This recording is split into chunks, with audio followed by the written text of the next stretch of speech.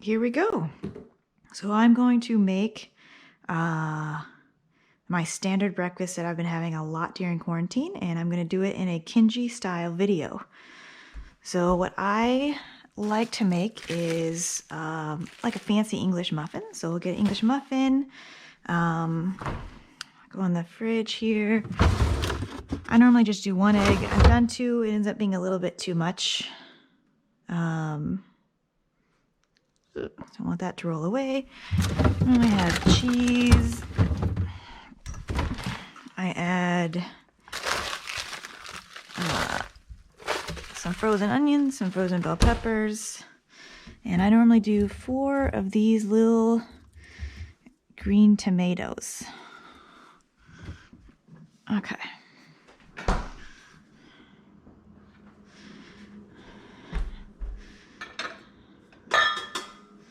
One of these, we'll get a spoon and a fork.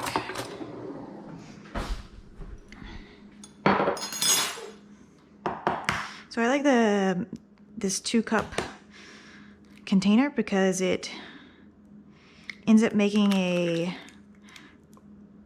round shaped egg that fits on my English muffin really well. When I get this all done. So, throw the egg away. Rinse my fingers a little bit.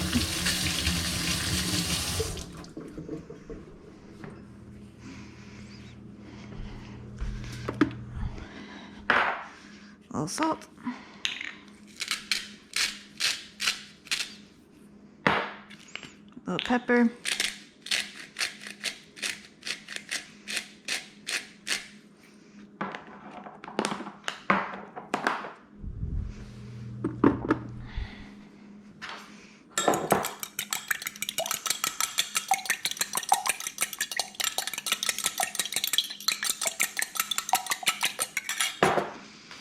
Okay, and I grew these onions this summer, diced them up really fine, put them in the freezer so they're ready whenever I want them. And this is what I've been using most of them for. So I just estimate, I don't know how much I add in here, maybe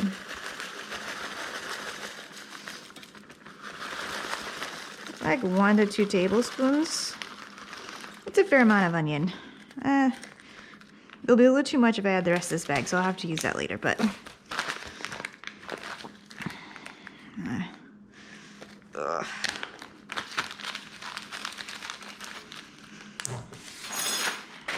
and then it's the bell pepper I brought earlier. Sometimes I'll use bell pepper. I think it's pretty to have the red one. Sometimes I'll buy like a pasilla pepper, which I've heard is sometimes called a poblano also.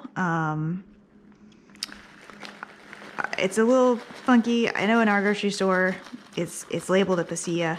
I would say it's probably also another like tablespoon to 2 tablespoons. And there's just a little bit left in this bag. I'm just gonna go for it. My alarm is going off because it's the morning, so let me turn that off. Okay.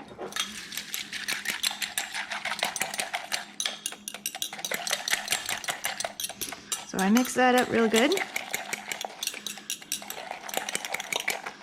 Let that sit aside. Let's get my English muffin toasting.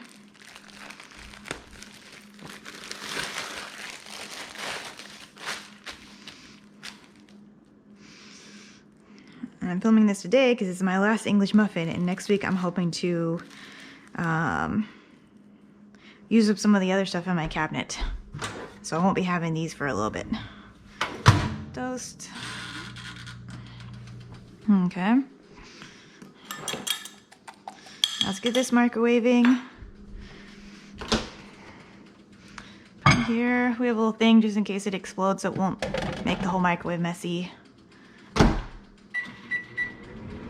Normally 1.5 to 2 minutes good. 1.5 minutes if you have lots of the peppers and the onions in there. Sometimes that will make it so it doesn't quite cook enough because it's got that extra water. If it was just egg, salt, and pepper, then 1.5 minutes would be fine, at least in my microwave.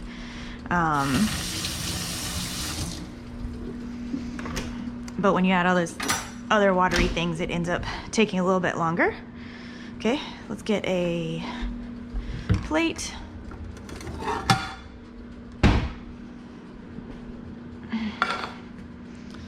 Rinse my little tomatoes. And I know these tomatoes look like they're green, as in not ripe, but these are a variety of tomato called a green doctor. And they never turn red, but these ones are ripe. They're very sweet, delicious. I've been eating them all summer. Cut off our little tops. Throw those away. And then I just cut them in half with my serrated tomato knife my mom got me.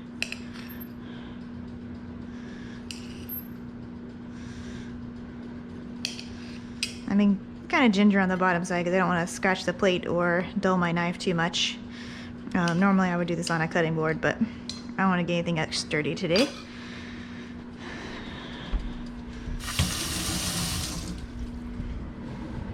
Rinse that off, put it back. Okay.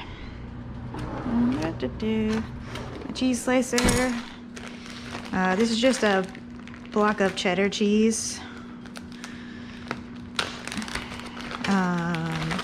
I normally buy like the biggest block I can find at the store, and then I typically cut it in half. I put half in the freezer, so it's less likely to go moldy before I get to it, and then I work on the other half. So this is the first half of this block. I have the other half in the freezer, so when I'm done, I will be able to use that. There we go. Slice of cheese. I just heard my microwave go off, so my eggs are now done. Put this back. Throw this away. Put my little bit of onion back.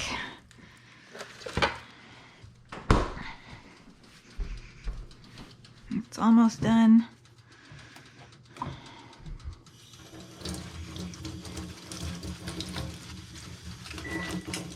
Oops.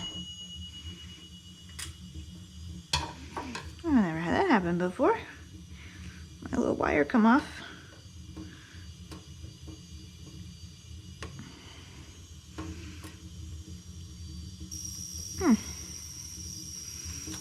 There we go.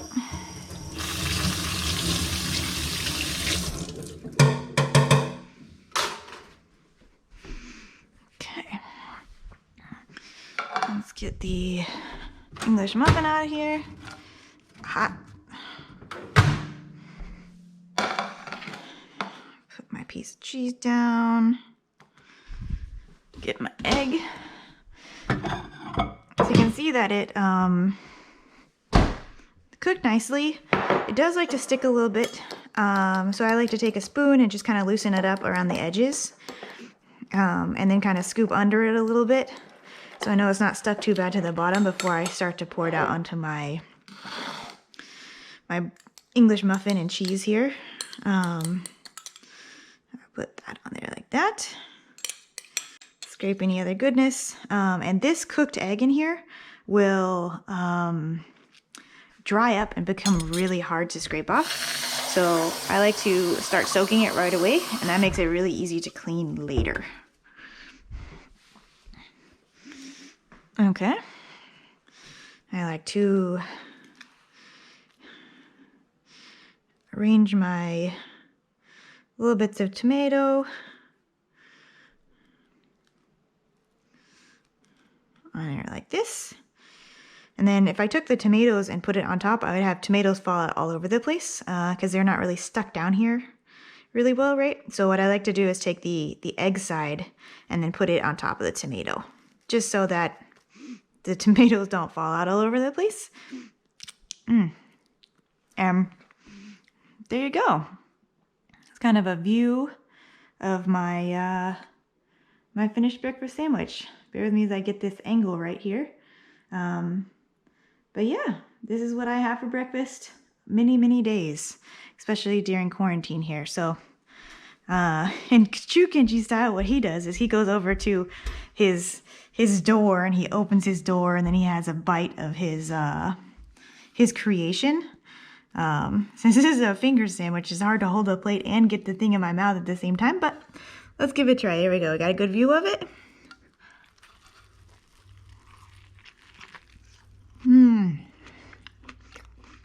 Delicious. There you go. So that's how I make my breakfast sandwich every morning. I hope you enjoyed, and I'll see you next time. Bye.